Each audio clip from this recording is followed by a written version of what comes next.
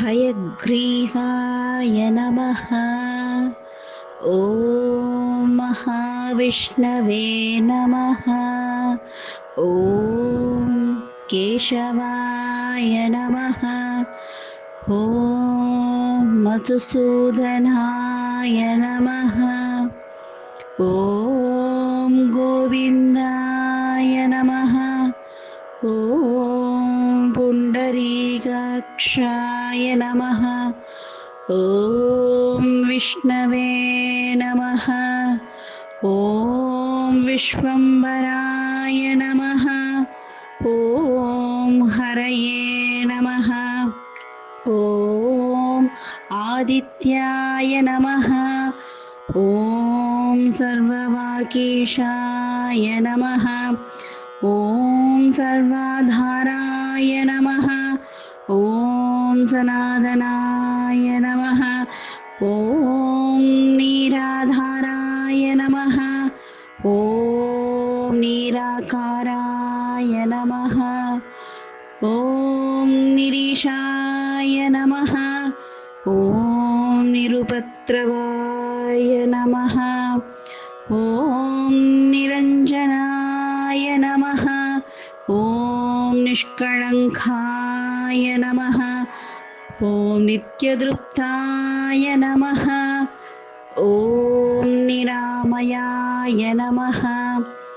ॐ चिदानन्दमयाय नमः। ॐ साक्षिणे नमः। ॐ शरण्याय नमः।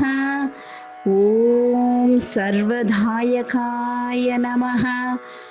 ॐ श्रीमते नमः। ॐ लोकत्रयातीताय नमः। ॐ शिवाय नमः। ॐ सारस्वतप्रदाय नमः। ॐ वेदोत्रे नमः। ॐ देवनितये नमः। ॐ वेदवेद्याय नमः।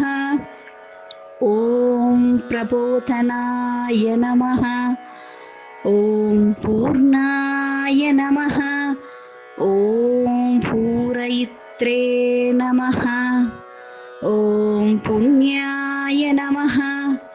ॐ पुण्यकीर्तये नमः। ॐ परात्पराय नमः। ॐ परमात्मने नमः। ॐ परस्मै नमः। ॐ ज्योतिषे नमः। ॐ परेशाय नमः। ॐ पराकाय नमः। ॐ पराय नमः। ॐ सर्ववेदात्मकाय नमः। ॐ विदुषे नमः। ॐ वेदवेदान्तपारकाय नमः। ॐ सकलोपनिषद्वेद्याय नमः। ॐ निष्कळाय नमः। ॐ सर्वसंस्कृते नमः। ॐ अक्षमालाज्ञातमुद्रायुक्तहस्ताय नमः। ॐ वरप्रदाय नमः। ॐ पुराणपुरुषाय नमः। ॐ श्रेष्ठाय नमः। ॐ शरण्याय नमः। ॐ परमेश्वराय नमः। ॐ शान्ताय नमः। ॐ तान्ताय नमः। ॐ जितक्रोधाय नमः। ॐ जितामित्राय नमः। ॐ जगन्मायाय नमः। ॐ जन्ममृत्युहराय नमः। ॐ जीवाय नमः। ॐ जयताय नमः। ॐ जाट्यनाशनाय नमः। ॐ जपप्रियाय नमः। ॐ जपस्तुत्याय नमः। ॐ जापकप्रियकृते नमः। ॐ प्रभवे नमः। ॐ विमलाय नमः। ॐ विश्वरूपाय नमः। ॐ विश्वगोप्त्रे नमः। ॐ विधिस्तुताय नमः। ॐ विधीन्द्रशिववसन्तसुत्याय नमः। ॐ शान्तिधाय नमः। ॐ शान्तिभाकाराय नमः। ॐ श्रेयप्रदाय नमः।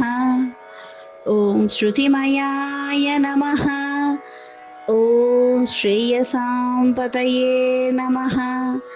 ॐ ईश्वराय नमः। ॐ अच्युताय नमः। ॐ अनन्तरूपाय नमः। ॐ प्राणदाय नमः। ॐ पृथिवीपतये नमः।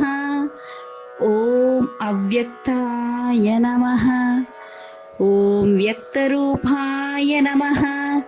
ॐ सर्वसाक्षिणे नमः। ॐ दामोदराय नमः। ॐ अज्ञाननाशकाय नमः। ॐ ज्ञानिने नमः। ॐ पूर्णचन्द्रसमप्रभाय नमः। ॐ ज्ञानानधाय नमः।